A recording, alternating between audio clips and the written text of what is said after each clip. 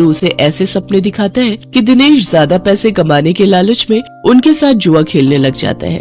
कल मैंने 1000 रुपए लगाकर 2000 कमाए थे। ऐसा करता हूँ, आज ठेले की सारी कमाई ही लगा देता हूँ। एक दिन में डबल कमाई हो जाएगी। धीरे धीरे दिनेश को जुए के साथ साथ शराब की लत भी लग जाती है। शराब की लत उसे ऐसी लगती है कि उसका अपने काम में मन ही नहीं लगता और वो ठेले पर खड़ा होकर भी शराब के नशे में डोलता रहता है। भैया एक प्लेट लगाना तो। अरे लगता है इस आदमी ने तो शराब पी रखी है। चलो चलो, हमें नहीं खानी इसकी पानी पूरी, चलो दूसरी वाली पानी पूरी खाने चलते हैं। धीरे धीरे दिनेश के सभी ग्राहक कट जाते हैं और वो सभी दूसरे पानी पूरी वालों के पास जाकर पानी पूरी खाते हैं। ये देख भोला और राजू बहुत खुश होते हैं। देखा भोला, अपनी चाल कामयाब हो गई ना। बिल्कुल सरकार, अब देखना उसकी पानी पूरी की तरफ तो कोई देखेगा भी नहीं, सब अपनी ही पानी पूरी खाएंगे। कुछ दिन ऐसे ही बीतते जाते हैं। अपने धंधे को मंदा देख दिनेश शराब और जुए की लत में और डूब जाता है और उसका बचा खुचा धंधा भी चौपट हो जाता है।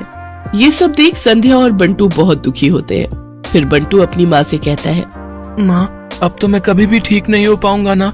पापा तो अब सारे पैसे शराब और जुए में ही उड़ा देते हैं। तू परेशान मत हो मेरे लाल, बस ऊपर वाले पर भरोसा रख, एक दिन सब कुछ ठीक हो जाएगा। सारा दिन नशे में धुत रहने और धंधा चौपट होने के कारण दिनेश के घर में खाने पीने के भी लाले पड़ जाते हैं। माँ अब तो घर में खाने के लिए भी कुछ नहीं बचा। अब तो लगता है भूख से ही हम सब मर जाएंगे। ऐसा नहीं कहते मेरे बच्चे, सुख दुख तो जीवन का हिस्सा है।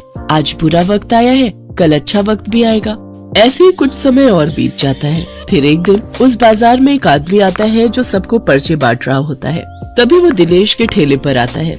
अरे सुनो भाई, पेप्सी पानी पूरी वाले, हमारे सेठ मंगल राम चाट भंडार वाले की तरफ से एक प्रतियोगिता होने जा रही है जिसमें सभी चाट वालों के बीच कंपटीशन होगा। जो भी इस प्रतियोगिता को जीतेगा उसे पूरे 5 लाख इनाम और साथ ही हमारे मशहूर मंगल राम चाट भंडार वाले बाजार में रईस हीराचंद और उनकी पत्नी सुजाता की चमचमाती महंगी कार बंगाल की एक पुरानी बस्ती की सुनसान गली में एक बेरौनक से पुराने मकान के बाहर आकर रुकती है। सुजाता, ये तुम मुझे किस जगह लेकर आई हो? ये तो कोई गरीबों की बस्ती लगती है, यहाँ ऐसा क्या है? हीराचंद की कुछ भी समझ में नहीं आ रहा था कि सुजाता उसे ऐसी अजीब सी जगह क्यों लाई है जिस मकान में दिन में भी अंधेरा दिख रहा था और धुआं उठ रहा था। आप मेरे साथ अंदर चलिए, सब समझ जाएंगे। यहाँ हमारी हर समस्या का समाधान मिलेगा। सुजाता और हीराचंद आशंकित कदमों से उस मकान में दाखिल होते हैं। तभी उन्हें किसी महिला की बाहरी आवाज सुनाई पड़ती है, चले आओ, चले आओ। हीराचंद ने देखा कि उस मकान के अंदर अंधेरा था। अचानक हीराचंद की निगाह एक कमरे की ओर पड़ी जिसके अंदर हल्की हल्की सी रोशनी आ रही थी और उस कमरे के अंदर से धुआं उठ रहा था। शायद उस कमरे के अंदर आग जल रही थी। है, ये किसकी आवाज है? यहाँ इतना अंधेरा क्यों है और ये धुआं कैसे उठ रहा है? मेरा तो यहाँ दम घुट रहा है। सुजाता और हीराचंद धीरे धीरे कदमों से उस कमरे के अंदर चले गए। अंदर वाले कमरे में बिखरे बाल वाली एक खूबसूरत सी बूढ़ी औरत सामने जल रही आग में एक मुर्गी की गर्दन काटकर उसका खून गिरा रही थी और मुर्गी का शरीर झटपटा रहा था। ये देखकर सुजाता को उबकाई आने लगी। हीराचंद ने सुजाता की ओर देखकर कहा, तुम ही मुझे यहाँ लेकर आई हो और खुद ही घबरा रही हो। कौन है ये भयानक सी शक्ल वाली औरत और हम यहाँ क्यों आए हैं? अचानक उस औरत ने एक झटके में मुर्गे की गर्दन धड़ से अलग कर दी। ये देखकर सुजाता के मुंह से चीख निकल गई और सेठ हीराचंद भी सहम गया। वो बहुत डरावना नजारा था। ये अघोरा ताई हैं। ये हमें अपनी काली तंत्र विद्या से संतान सुख प्रदान कर सकती हैं। इसलिए मैं आपको यहाँ लेकर आई हूँ। कैसी बात करती हो? जहाँ बड़े से बड़े डॉक्टर सफल नहीं हुए वहाँ ये मामूली औरत क्या कर लेगी? हीराचंद की बात सुनकर अघोरी ताई ने गुस्से से हीराचंद की ओर देखकर कहा, नादान हीराचंद, काली विद्या में इतनी शक्ति है कि मरे को भी जिंदा कर दे। संतान पैदा कराना कौन सा मुश्किल है? तुम्हें मेरा नाम कैसे पता? क्या तुम सच में हमें संतान सुख दिला सकती हो? तुम जितनी दौलत मांगोगी मिल जाएगी अगर ये संभव है तो। संतान का नाम सुनते ही हीराचंद की आंखों में चमक आ गई। वह संतान के लिए कुछ भी कर सकता था।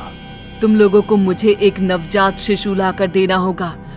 मैं उस शिशु की बलि चढ़ा दूंगी। और फिर वही शिशु तुम्हारे घर में फिर से जन्म लेगा। नवजात शिशु की बलि का नाम सुनते ही सुजाता और हरिचंद डर के मारे सिहर गए, पर उनकी आंखों में उनकी संतान का सपना ज्यादा बड़ा था। वो सब करने को तैयार थे। अघोरा ताई, आप जैसा कहेंगे हम वैसा करेंगे, बस हमें संतान सुख दिला दो। बिना वारिस के हमारी दौलत किस काम की। संतान सुख के लिए अंधे हो चुके सुजाता और हरिचंद अपनी नौकरानी शीला से एक नवजात बच्ची चोरी करवा के अघोरी ताई को दे देते हैं।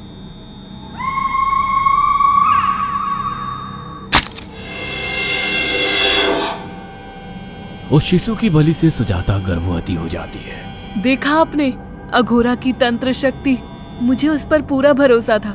चलो चलकर उन्हें धन्यवाद कहते हैं। हीराचंद और सुजाता अघोरा ताई के पास पहुंचते हैं। वो दोनों बहुत खुश थे और अघोरा पर उन्हें अंधविश्वास हो गया था। अघोरा ताई, आप महान तंत्रिका है।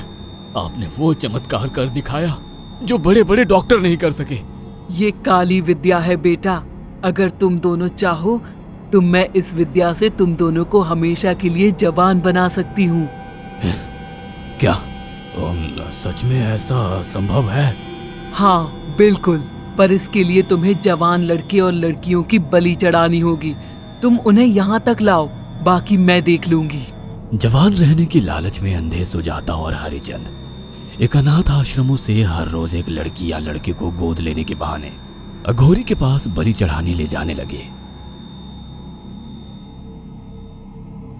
और एक दिन अघोरी ताई ने हीराचंद और सुजाता से इंसानी मांस खाने को कहा। पूरी तरह से इंसान से हैवान बन चुके अब वो दोनों इंसानी मांस खाने के लिए तैयार भी हो गए। ये गर्म खून और मांस खाकर तुम लोगों की उम्र भी बढ़ जाएगी। खाओ इसे। हाँ, सच में ये इंसानी मांस बड़ा स्वादिष्ट है। अघोरा ने अपनी बातों में फंसाकर सुजाता और हरिचंद को नरभक्षी बना दिया था। वो तीनों हर दिन बलि चढ़ाकर खून पीकर मांस खाने लगे। नौकरानी शीला भी नए शिकार लाने में उनकी मदद करती थी, मगर एक दिन शीला को शिकार नहीं मिला। मेम साहब, आज एक भी शिकार हाथ नहीं लगा और मैं बहुत थक गई हूँ और घर जाकर थोड़ा आराम करना चाहती हूँ। कोई बात नहीं शीला, एक छोटा सा काम है, तुम हमारे साथ चलो, लौटते में हम तुम्हें घर छोड़ देंगे। जी मेम साहब। शीला नहीं जानती थी कि शिकार नहीं मिलने से सुजाता और हरिचंद अंदर से बौखला गए थे और उनके दिमाग में एक शैतानी चाल चल रही थी। सुजाता, ये बेहोशी की दवा है। शीला के कार में बैठते ही तुम उसे सुंघा देना। आज हमें इसी की बलि देनी होगी। इसने हमारे यहाँ का बहुत खाना खाया, अब हम लोग इसे खाएंगे। वैसे भी ये आगे चल के हमारे लिए खतरा बन सकती थी। कार में बैठते ही सुजाता शीला को बेहोश कर देती है और वो लोग सीधे अघोरी ताई के यहाँ पहुंच जाते हैं, जहाँ अघोरी ताई शीला की बलि चढ़ा देती है और तीनों मिलकर उसे नोच कर खाते हैं। अघोरी ताई, हमको बलि चढ़ाते हुए पूरा 1 साल हो गया है। हमारा बेटा भी साल भर का हो चुका है। अब और कितनी बलि देनी होगी? बस एक आखिरी क्रिया और बची है, उसके बाद तुम दोनों हमेशा के लिए जवान हो जाओगे। कैसी क्रिया अघोरा ताई? 3 दिन बाद सूर्य ग्रहण है। हमें पास के घने जंगल में एक विशेष क्रिया करनी होगी। उसके बाद तुम लोग कभी बूढ़े नहीं होगे। कितना अच्छा होगा, हम हमेशा जवान रहेंगे और सालों साल तक अपनी दौलत से ऐश करेंगे। हाँ, सच कहा। अघोरा ताई ने हमारे हर सपने पूरे कर दिए।